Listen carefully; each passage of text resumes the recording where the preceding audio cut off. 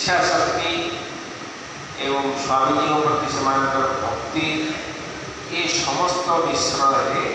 चिंता करागला जेहेतु शिवानंद शतवार्षिक विद्यालय सी 5 वर्ष धरी सेवा करते एणु ये षोड़शी कार्यक्रम जो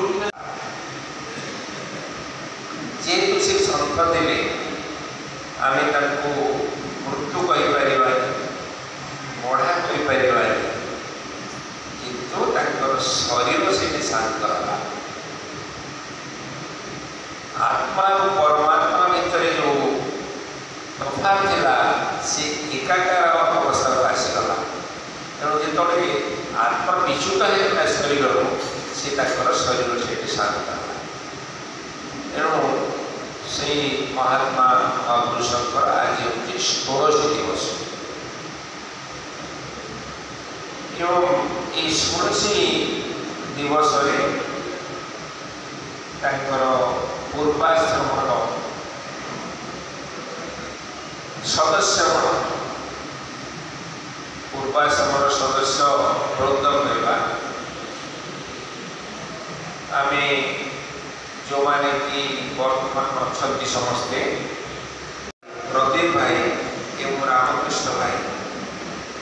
ये समस्त प्रचेषा आज कार्यक्रम से इच्छा रहा कि आम बोधे स्वामी इच्छा देव कि पूर्वाश्रमर जो योग्य व्यक्ति मैंने अच्छा से चाहिए कि आम अधिक अधिक संत मंडली को पूजन करवा एवं प्रसाद व्यवस्था करवा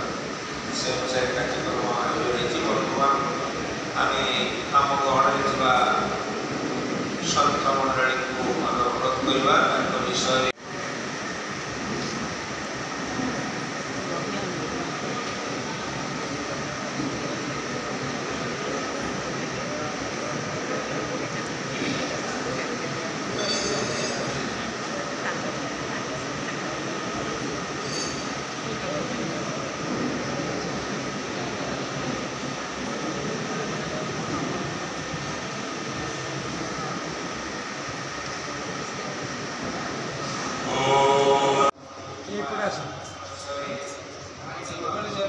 सौभाग्यक्रमे ईश्वर कृपारू गुरु कृपारू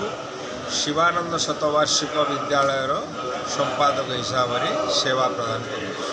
सर कौन कह आज गोटे बहुत जगह भल आज एपरी एक पवित्र दिवस आमर सनातन धर्म हिंदू धर्म जहाँ वर्णित अच्छी ये संसार को आम ईश्वर इच्छा ही आस परम ब्रह्म परम पिता सर्व कारण कारण अंतर्यामी विश्व ब्रह्मांडर कर्ता निर्देश कृपार आशीर्वाद आम मनीष जन्म नहीं संसार सहीपरि भाव परम पूज्य स्वामी त्याग स्वरूपान सरस्वती महाराज आज को 97 वर्ष पूर्वे 1929 मसीहा जानुरी मास 18 तारिख में ये धराधाम ईश्वर इच्छा पदार्पण करते परवर्ती समय बाल्य शिक्षा लाभ कले एवं तापर उच्च शिक्षा लाभ कले एवं रेभेन्सा विद्यालय ग्रेजुएट लाभ कले बॉम्बे रे शिक्षा लाभ कले एवं तापर ठारू 1977 मसीहा पर्यंत सी निरवच्छिन्न भाव प्रधान शिक्षक भाव विभिन्न जिला आम बलांगीर कहवा फुलवाणी कहवा कटक कहवा पुरी कहवा ढेंकानाल कहवा जाजपुर कहवा आपणकर केन्दुझर कहवा विभिन्न जिले में सी प्रधान शिक्षक भाव कार्यरत रही 1976 मसीह परम पूजित स्वामी चिदानंद सरस्वती महाराज ब्रह्मलीन दया करुणार अवतार अधुनातन युग पुरुष सन्थ शिरोमणि स्वामी चिदानंद सरस्वती महाराज ठारू सी मंत्र दीक्षा नेले परवर्ती समय 90 मसीह सन्यास दीक्षा ग्रहण कले एवं 7/7/1990 मसीह से संपूर्ण रूपे सन्यासी दीक्षा ग्रहण करी नाम है स्वामी त्याग स्वरूपानंद सरस्वती महाराज एवं सही वर्ष ठारू 1991 ठारू 95 मसीहा पर्यंत दीर्घ 5 वर्ष निरवच्छिन्न भाव ये शिवानंद बालक विद्यालय से सेवारत थे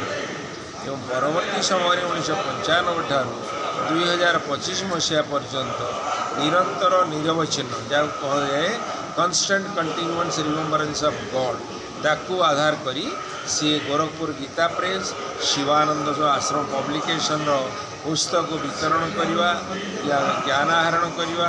ଜ୍ଞାନ ବିତରଣ କରିବା ଏବଂ ସେବା ପ୍ରଦାନ କରିବା ଜୀବନ ବିତେଇଥିଲେ ଏବଂ ଚଳିତ ମାସ 15 ତାରିଖ ଦିବା 11 ଘଣ୍ଟା 15 ମିନିଟ୍ ସମୟରେ ତାଙ୍କ ଶରୀର ସରିଥିଲା।